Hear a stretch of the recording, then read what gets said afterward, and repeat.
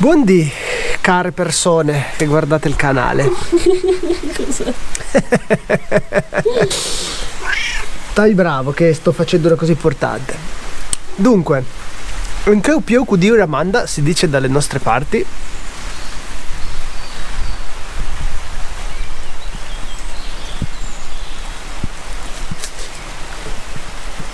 E allora, visto che possiamo fare poco fuori, facciamo dentro e facciamo oggi la ricotta. Oggi vi sveliamo tutti i nostri segreti che abbiamo imparato nel corso di questi ultimi anni per fare la ricotta. E cosa fare per prima cosa? Per fare la ricotta ovviamente serve del latte. Quindi andiamo a prendere il latte. Dove andiamo a prendere il latte? Non al supermercato, non in un negozio, ma in una stalla. Nella nostra stalla in questo caso. Questo è un piccolo dettaglio che ci tengo molto a specificare, ovvero ogni prodotto alimentare che contiene latte, burro o formaggio proviene da dentro una stalla. Questo è un dettaglio che a me mi pare abbastanza ovvio, ma forse non per tutti lo è. Cioè, se uno realizza che dentro a ogni formaggio, a ogni confezione di latte, a ogni yogurt, a ogni biscotto, dolce o qualsiasi prodotto che contenga latte o derivati, c'è qualcuno che ha munto un animale che sia capra, che sia pecora, che sia mucca, comunque che vive in una stalla e che ha partorito, perché ovviamente gli animali, essendo mammiferi, questi animali per avere latte devono partorire. Non è scontato. Perché lo sto dicendo e sto cercando di puntualizzare questa cosa? Perché tantissime persone nell'arco di questi anni mi hanno chiesto: ma gli animali non hanno sempre latte? Ovviamente no, solo se partoriscono. Noi smezziamo il latte con i capretti e con i vitelli, cioè quando loro sono sufficientemente grandi, adulti, per poter smezzare il latte con noi mungiamo una metà e l'altra metà la lasciamo a loro. Questa è la nostra metodologia di allevamento, poi ce ne sono tante. Comunque, per farla breve, vado in stalla, prendo il latte dalla nostra mucca e poi facciamo la ricotta insieme. Ma guarda questi due, guarda. Mamma e figlio. Ecco. Fate strapassare. Ah, fai il culo. Eccoci qua. Il latte è stato filtrato e messo in questa pentola. Ora è stato acceso la piastra. Siamo a 22-23 gradi e dobbiamo arrivare a 80, superare gli 80. La ricotta, che non è propriamente un formaggio, poi vi spiegherò perché, comincia a fioccare tra gli 80 e i 90 gradi. Io lavoro intorno agli 85 gradi, poi vi farò vedere come. Il passaggio successivo è questo, ovvero tagliare limoni. Adesso io in questo caso avevo tutti questi limonini piccolini, ho tagliato tutti questi, adesso li spremo e ne farò una ciotolina, perché andiamo a ricavare succo di limone in proporzione 3 cucchiai ogni litro di latte. Ok, limoni spremuti, il latte è quasi a 40 gradi, ci andrà una mezz'oretta per farlo arrivare piano piano, per non spararlo su di temperatura troppo veloce. Ci andrà una mezz'oretta a farlo arrivare a 80. Abbiamo una tazza di limone, così, se vuoi far vedere, sono 24 cucchiai, perché abbiamo 8 litri di latte e 3 cucchiai per litro. Io calcolo a cucchiai, viene più o meno questa quantità di limone. Perché usiamo il limone? Perché la ricotta, come dicevo prima, non è un formaggio a tutti gli effetti, non viene fatto con latte e caglio, ma è una acidificazione associata alla temperatura. Quindi se noi acidifichiamo il latte a temperature elevate tra gli 80 e i 90 gradi, accade una trasformazione delle molecole, se vogliamo, del latte, per cui si comincia a coagulare e fioccare. Dopo vi farò vedere anche come lo estraiamo con la schiumarola dalla superficie, perché lui proprio affiora, viene a galla questo cosa che noi chiamiamo formaggio, che in realtà è ricotta ma che non è effettivamente formaggio. E 75 gradi, questo è l'attrezzo col quale tireremo fuori la ricotta appena comincerà ad affiorare. Ovviamente il limone non l'abbiamo ancora messo, lo metteremo dopo, vi faccio vedere. Questo è come ci attrezziamo noi. Ci va una vaschetta per far scolare il siero quando noi depositeremo la ricotta dentro le fascelle. Queste sono fascelle da ricotta. Un dettaglio importante: la ricotta che si trova normalmente in commercio si potrebbe dire, passatemi il termine, ma che è quasi un prodotto di scarto. Perché io dico questo? Perché viene ricavata dal siero. Il siero è il prodotto di scarto dell'operazione del formaggio. Cioè, quando si fa il formaggio, quando la cagliata viene estratta e messa a scolare, rimane il siero. Cioè, nella divisione, da quando il latte si trasforma in formaggio, rimane la parte solida che è formaggio e poi un liquido che è il siero, che è un liquido trasparente, che è lo scarto di quando si fa il formaggio.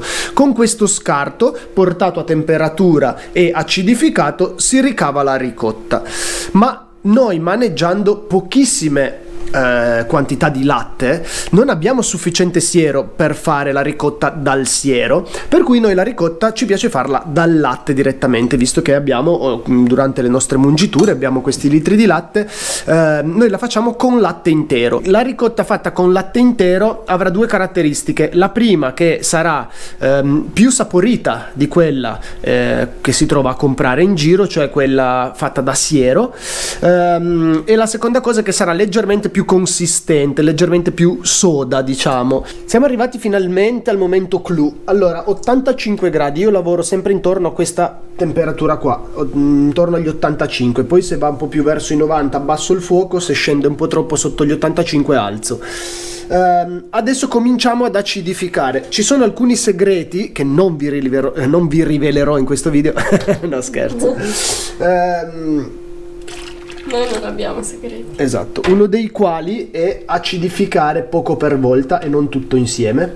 Questo è una principale cosa, per fare sì che il materiale che inizia a fioccare dentro la pentola non rimanga ad alta temperatura per troppo tempo.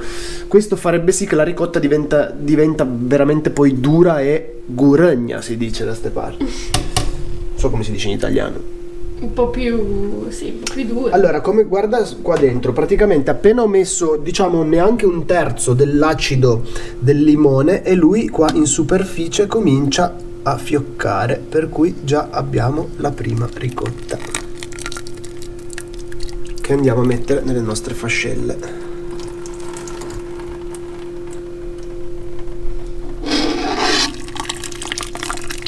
È una reazione pressoché immediata quella dell'acido a contatto con il latte ad alta temperatura.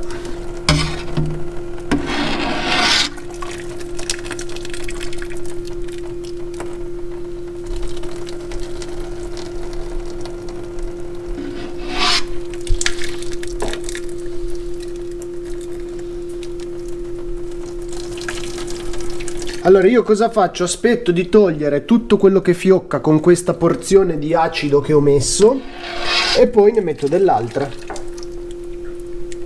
così da poterla fare, diciamo, poco per volta. Guadagno un po' di tempo, perché sennò dovrei toglierla super velocemente, mentre così posso fare con calma e poi aggiungere l'acido nuovamente. Io lo metto più o meno in 3 volte. Appena lo metto do una leggera mescolata in modo che si misceli bene con il latte, ma leggera, e poi lascio lì un minuto al massimo, 1 minuto e mezzo, e lui comincia a coagulare.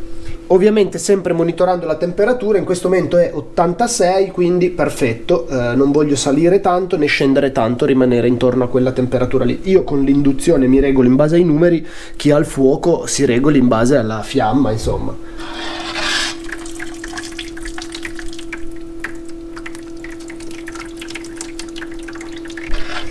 Allora, siamo quasi addirittura d'arrivo. Come si può vedere, dentro la pentola deve rimanere una situazione come questa, ovvero un liquido semitrasparente giallognolo, che è praticamente siero, completamente separato dalla ricotta. Questo è l'indice, quando il liquido all'interno della pentola prende questo colore, è l'indice che non è più necessario acidificare perché non c'è più niente da coagulare, quindi abbiamo finito la nostra ricotta. Con i 8 litri di partenza sono uscite 5 ricottine del genere. Ricottine che noi usiamo principalmente in due modi. Uno, vanno a Enzo, che chi conosce il canale, chi conosce Enzo, è il nostro grande maestro di pasta fatta in casa, e quindi fa ripieni principalmente di ravioli, crespelle o quant'altro, utilizzando solo nostra ricotta. E in seconda battuta noi la usiamo in casa per noi, magari condita con olio, pepe, sale, aglio, insomma in mille modi. Inizialmente noi non la saliamo, se mangiata nei primi 2-3 giorni non viene mai salata, se non quando la condiamo e la mangiamo, la saliamo al momento in cui viene mangiata. Se dovesse avanzarne una che non l'abbiamo utilizzata per qualche giorno, allora dal terzo quarto giorno in avanti la saliamo bene su tutta la sua superficie e la lasciamo stagionare. Noi mangiamo anche delle ricotte stagionate, messe in una stanza a stagionare anche di 1 mese, 2 mesi e mezzo, siamo già arrivati anche a stagionarla. Viene una ricotta da grattugiare che è la fine del mondo.